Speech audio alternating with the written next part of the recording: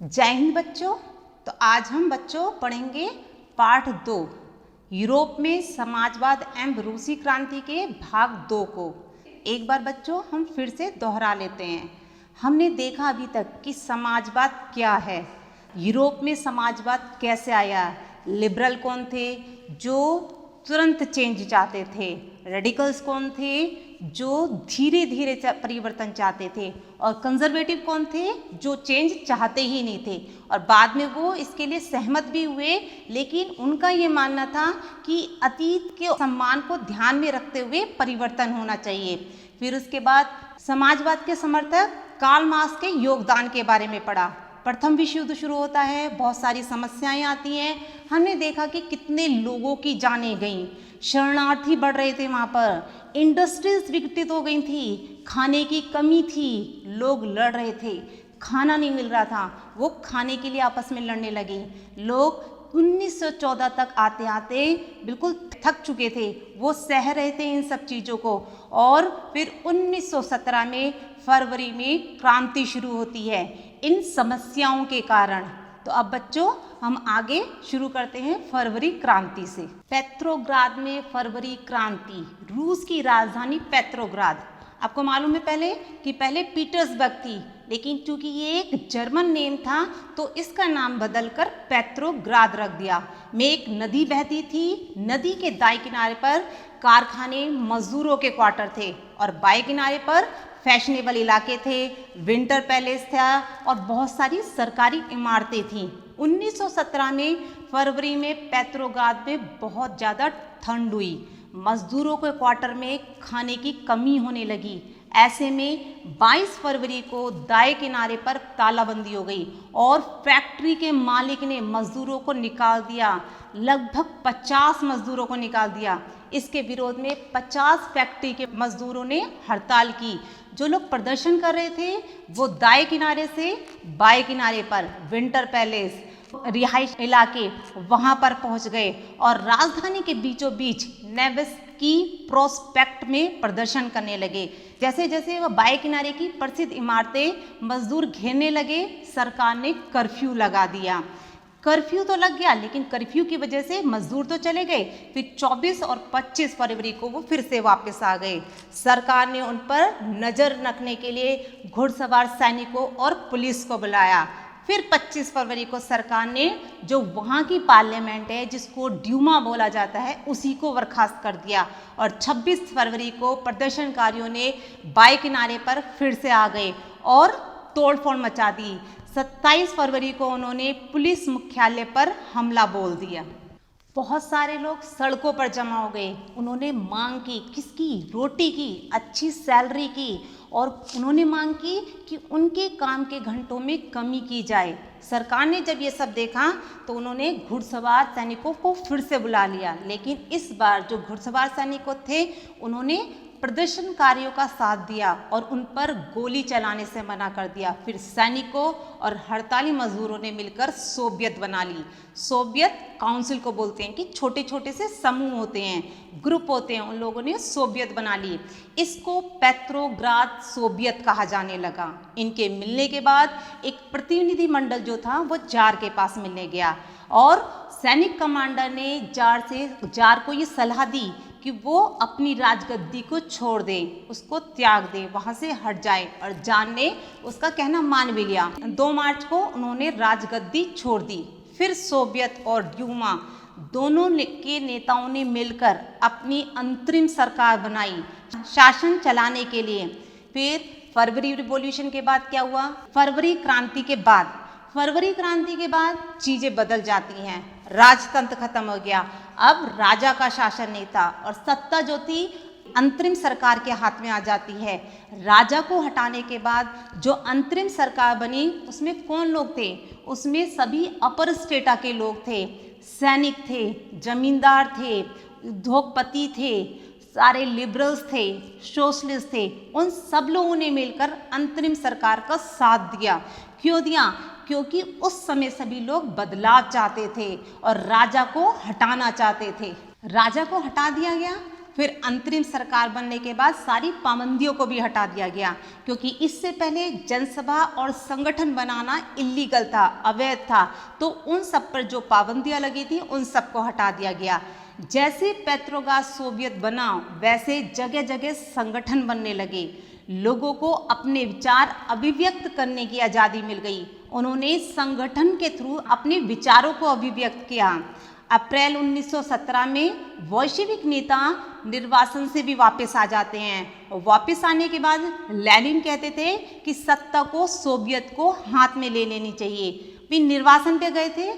इसका मतलब जब राजा शासन कर रहे थे फरवरी क्रांति से पहले, यानी फरवरी क्रांति तक, तो उससे पहले राजा को उस समय ये लग रहा था कि जो वॉल्शेविक पार्टी के नेता हैं लेनिन, उनके लिए खतरा हो सकते हैं।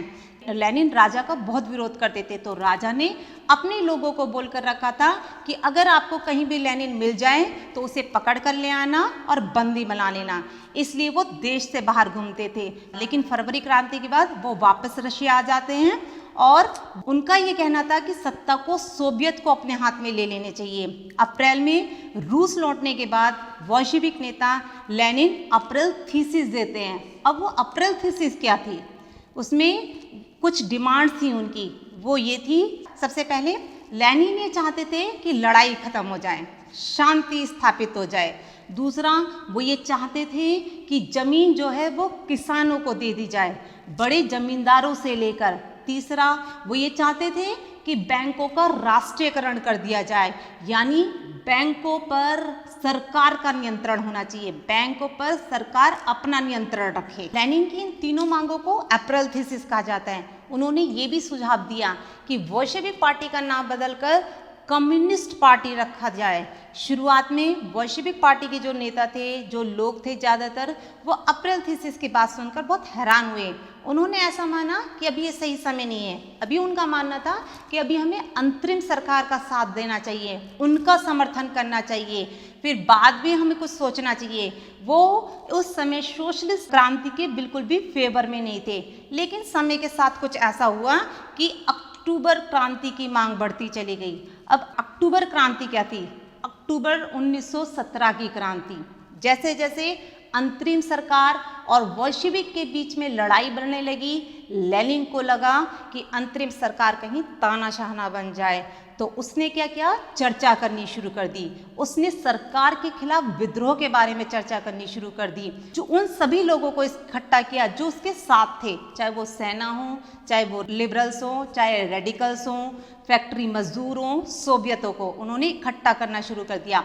और उसने 16 अक्टूबर 1917 को पेट्रोग्राद सोवियत और वॉल्शेविक को राजी किया कि सत्ता पर कब्जा करने के लिए, कि रूस की सत्ता पर अब हम लोगों को कब्जा कर लेना चाहिए, जिसके लिए एक सैनिक क्रांतिकारी समिति का गठन किया गया, जिसका नेतृत्व लियोन ट्रॉट्स्की ने किया। इस बात को नहीं बताया गया कि योजना किस दिन लागू होगी।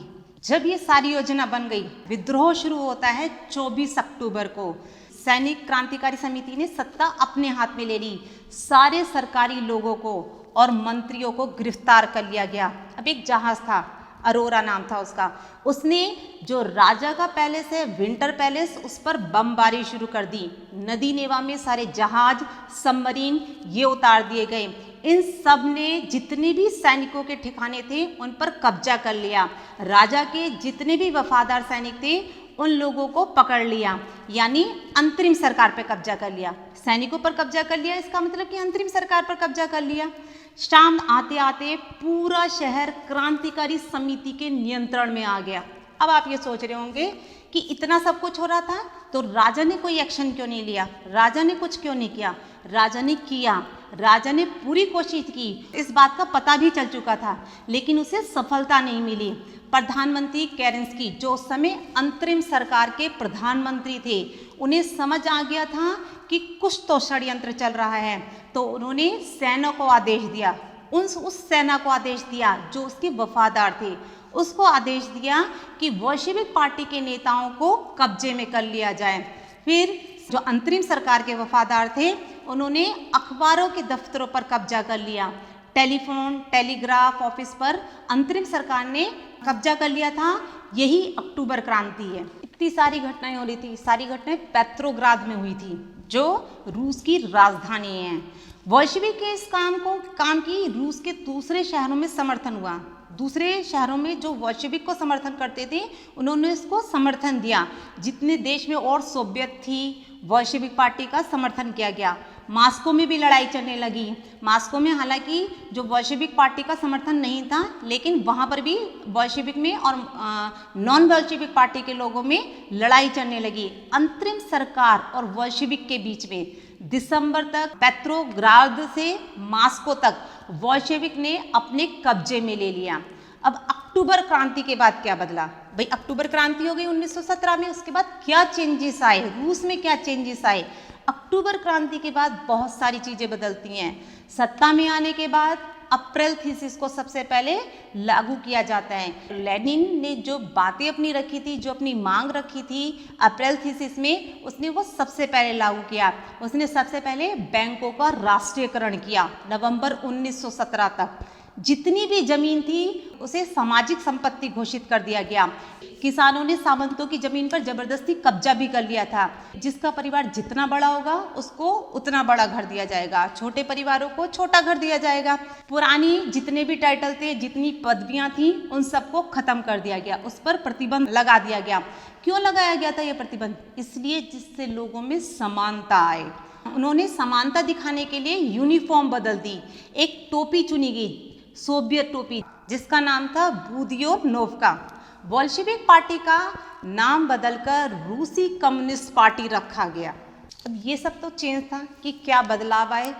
अक्टूबर क्रांति के बाद अंतरिम सरकार का विघटन हो गया था और सत्ता बोल्शेविक पार्टी के हाथ में आ गई थी। तो ये सब बदलाव थे। लेकिन जहाँ बदलाव होते हैं, जहाँ अच्छी चीज़ें होती हैं, वहाँ कुछ ना कुछ नेगेटिव चीज़ें भी होती हैं, बहुत सारी समस्याएं भी होती हैं। उन्हीं में से कुछ समस्याएं हैं। अक्टूबर क्रांति के बाद बहुत बदलाव हुए पर बहुत सारी समस्याएं भी आईं। वो क्या थी? नवंबर 1917 में बोल्शेविक चुनाव कराते हैं संविधान सभा के लिए, लेकिन उन्हें बहुमत नहीं मिल पाता। संविधान सभा में अब बोल्शेविक पार्टी के सदस्य नहीं थे। बोल्शेविक पार्टी कोई निर्णय लेती, संविधान सभा के सदस्य उसे अस्वीकार कर देते। दोनों के बीच में द्वंद्व बढ़ने लगा। लेनिन ने संविधान सभा को खारिज कर दिया। उसका ये कहना था कि संविधान सभा से ज़्यादा लोकतांत्रिक तो अखिल रूसी सोवियत कांग्रेस है। मार्च 1918 में राजनीतिक सहयोगियों के विरोध बावजूद लेनिन ने जर्मनी के साथ ब्रेस्ट लिटोस्क में संधि कर ली। धीरे धीरे रूस में बोल्शेविक एकमात्र पार्टी बनकर रह गई। ट्रेड यूनियन पर नियंत्रण रहता था। उनकी गुप्तचर पुलिस थी, चेका, ओजीपीओ, एनकेवीडी। जो लोग बोल्शेविक की आलोचना करते थे उन्हें ये पुलिस गिरफ्तार कर लेती थी। इस कारण से रूस में तनाव बढ़ता चला जा रहा था। शुरू में बहुत सारे लोग जो थे वो इस पार्टी का बहुत समर्थन करते थे, लेकिन धीरे धीरे उनका मोह भंग होता गया। अब वो इसके अगेंस्ट होने लगे क्योंकि पार्टी उन पर अपनी चीज़ें थोप रही थी। लोग विरोध करने लगे और देश में ही गृह युद्ध शुरू हो गया। गृह युद्ध जब बोल्शेविक ने भूमि पुनर्वितरण किया तो रूस की सेना टूटने लगी क्योंकि उसमें जो सैनिक थे वो बहुत सारे किसान थे। तो जो किसान थे उनका अपने घर जाने का मन होने लगा और वो चले गए और बोल्शेविक पार्टी कमजोर होने लगी। दूसरी तरफ जो नॉन बोल्शेविक थे, सोशलिस्ट थे, लिबरल थे और राजा के सपोर्टर थे, उनके नेता साउथ रूस चले गए और सेना का गठन करने लगे बोल्शेविक से लड़ने के लिए। नॉन बोल्शेविक यानी रेड्स 1918 से 1919 के दौरान ग्रीन्स यानी सामाजिक क्रांतिकारी और वाइट्स यानी जो जार के समर्थक थे, जो राजा के समर्थक थे, ये सभी लोग ज़्यादातर रूस को नियंत्रण करने लगे और उनकी सहायता फ्रांस, अमेरिका, ब्रिटेन, जापान की सेना भी करने लगी। क्यों? क्योंकि ये सब नहीं चाहते थे कि रूस में समाजवादी सरकार आए। इन सब ने मिलकर बोल्शेविक से गृह युद्ध किया। वाइट्स जो जार के समर्थक थे, जो राजा के सपोर्टर थे, निजी संपत्ति के हिमायती थे, उन्होंने किसानों के खिलाफ बहुत सख्त कदम उठाए और उनकी जमीनें जब्त कर ली। इन वजहों से जो लोग नॉन बोल्शेविक को सपोर्ट कर रहे थे सब खत्म हो गया और जनवरी 1920 में वापस से सारी शक्ति बोल्शेविक पार्टी के पास आ गई। समाजवादी समाज का निर्माण। गृह युद्ध में बोल्शेविक पार्टी ने अपनी जड़ें जमा ली। उद्योगों और बैंकों का राष्ट्रीयकरण कर दिया गया। सामूहिक खेत होने लगे। सारी जमीन को किसानों को बराबर बांट दिया गया। फिर किसान साथ में मिलकर काम करते थे और जितना भी होता था वो सब मिलकर आपस में बांट लेते थे। अब ये सारी चीज़ें बोल्शेविक पार्टी के हिसाब से हो रही थी। जो बोल्शेविक पार्टी के हायर ऑफिसर्स थे उनके हिसाब से हो रही थी। अब सब कुछ सरकार के हिसाब से हो गया। पंचवर्षीय योजनाएं शुरू की गई, जैसे हमारे देश में भी पंचवर्षीय योजनाएं शुरू की गई थी, जो अब नहीं है, जिसकी जगह अब नीति आयोग आ गया है। लेकिन उन पंचवर्षीय योजनाओं का क्या उद्देश्य होता है कि हम 5 साल में एक टारगेट लेकर चलते हैं कि हम अपनी कंट्री का इतना डेवलपमेंट करेंगे। और इसी तरह से रूस में भी वो पंचवर्षीय योजना शुरू हो गई। हमारे में देश में ये कॉन्सेप्ट पंचवर्षीय योजना रूस से ही आया है। आने वाले 5 सालों में इकोनॉमी कैसे चलेगी सेट कर दिया जाता था। 1927 से 1932 तक और 1933 से लेकर 1938 तक ये जो पंचवर्षीय योजनाएं थी, ये जो 2 पंचवर्षीय योजनाएं थी, ये बहुत सफल रही। इन पंचवर्षीय योजना से इंडस्ट्रियल ग्रोथ हुई, नई नई फैक्ट्री बन गई। सोशलिज्म विचार पर बोल्शेविक पार्टी काम करती चली गई। सब लोग खुश थे क्योंकि बहुत सारे अच्छे परिणाम भी मिल रहे थे। किस चीज़ के परिणाम? सोशलिस्ट विचारों के परिणाम। इस सफलता के पीछे भी एक नेगेटिव साइड था। वो क्या था? बहुत ज़्यादा कंस्ट्रक्शन हो रहा था, तो कार्य स्थितियाँ भी बहुत खराब हो रही थी। जो मजदूर थे वो ज़्यादा काम कर रहे थे रूस की इकोनॉमी को आगे ले जाने के लिए। मजदूरों की कार्य स्थितियाँ नहीं सही चल रही थी क्योंकि वो इतना ज़्यादा काम कर रहे थे, आराम नहीं कर पा रहे थे। क्यों?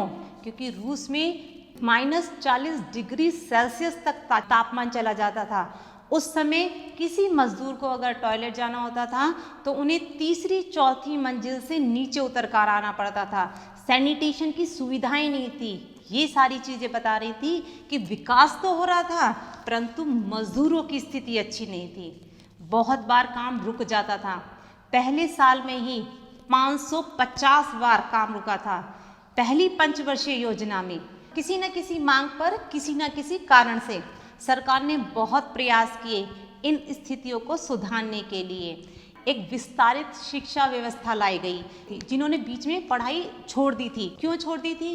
क्योंकि रूस की कंडीशन स्थितियां सही नहीं थी। इतनी क्रांतियां हुई, फरवरी की क्रांति हुई, अक्टूबर की क्रांति हुई, प्रथम विश्व युद्ध हुआ, जिसके कारण वो अपनी पढ़ाई को आगे नहीं कर सके थे। तो उनके लिए शिक्षा व्यवस्था शुरू की गई। महिला कामगारों के बच्चों के लिए फैक्ट्रियों में क्रैच की सुविधाएं दी गई। अच्छी और सस्ती स्वास्थ्य सेवा उपलब्ध कराई गई। मजदूरों के लिए आदर्श रिहायशी मकान बनाए गए। लेकिन ये कदम जो सरकार ने लिए थे उनका प्रभाव कम था क्योंकि सरकार के पास जितने साधन थे वे कम थे, क्योंकि सरकार के पास पैसे कम थे। स्टालिनवाद और सामूहिकीकरण। स्टालिन एक व्यक्ति का नाम है जो समाजवाद के समर्थक थे। उनके नाम पर उनकी विचारधारा को ही हम स्टालिनवाद कहते हैं। इन सब बातों से पता चलता है कि समाजवाद रूस में राज करने लगा था। लेनिन की मृत्यु के बाद जिसने रूस की कमान संभाली वो थे जोसेफ स्टालिन। सारी चीज़ें उन्होंने ही संभाली। लेनिन की मृत्यु जनवरी 1924 में हो गई थी।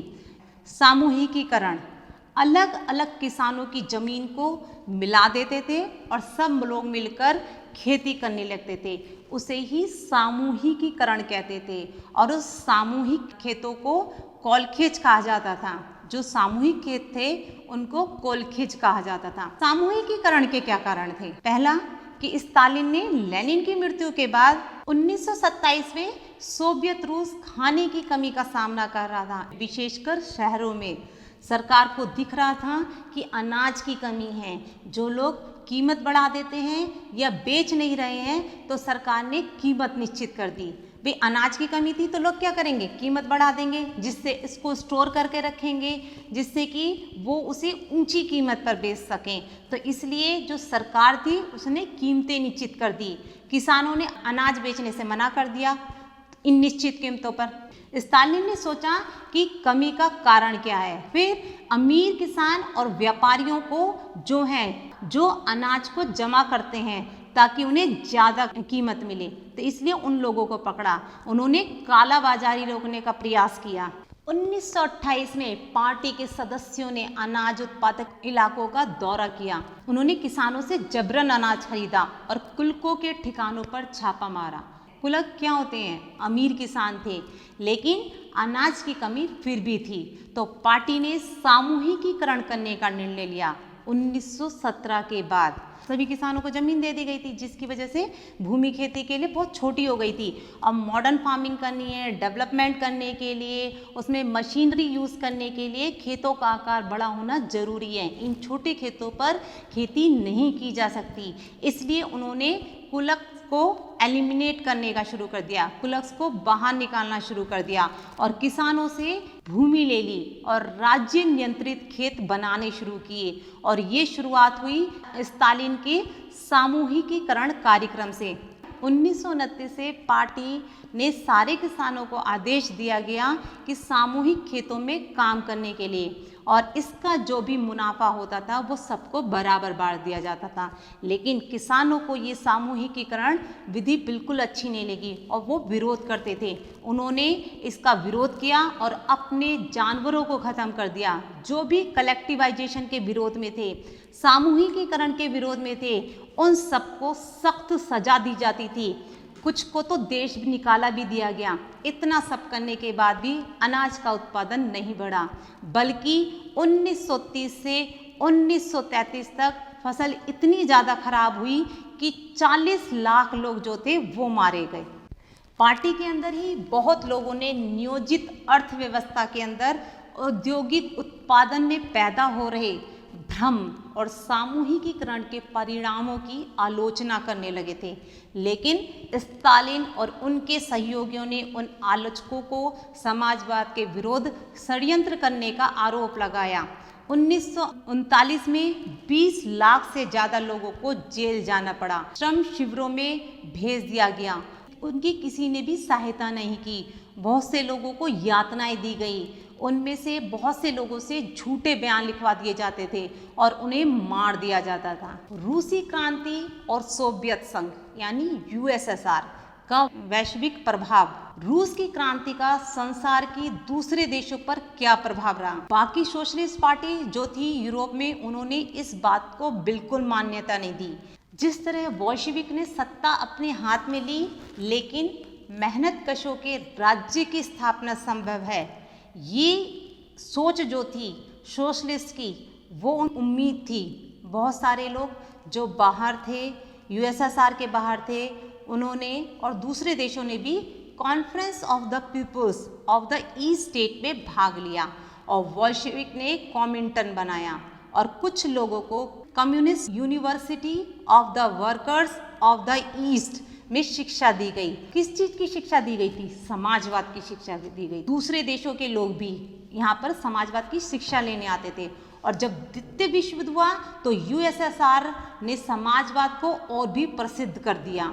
लेकिन 1950 में रूस में ही लोगों को यह लगा कि जिस तरह की सरकार वो बनाना चाहते थे, वो असलियत में वैसी सरकार नहीं बन पाई है।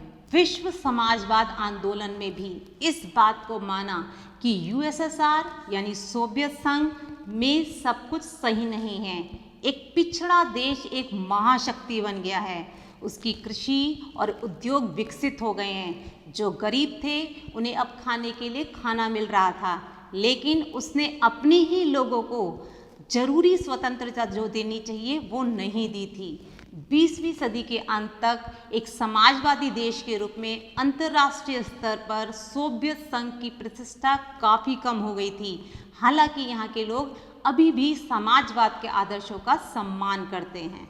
तो बच्चों, अब हम इस पाठ के कुछ प्रश्नों को हल करने का प्रयास करेंगे। तो प्रश्न नंबर 1, सोवियत क्या थी? प्रश्न नंबर 2, रेड्स, वाइट्स और ग्रीन्स कौन थे? प्रश्न नंबर 3, अक्टूबर क्रांति के बाद क्या समस्याएं आई? प्रश्न नंबर 4, चैका, OGPU और NKVD क्या थी? प्रश्न नंबर 5, स्टालिन के सामूहिकीकरण कार्यक्रम को समझाइए। तो बच्चों अब हम फिर मिलेंगे अगली कक्षा में। धन्यवाद।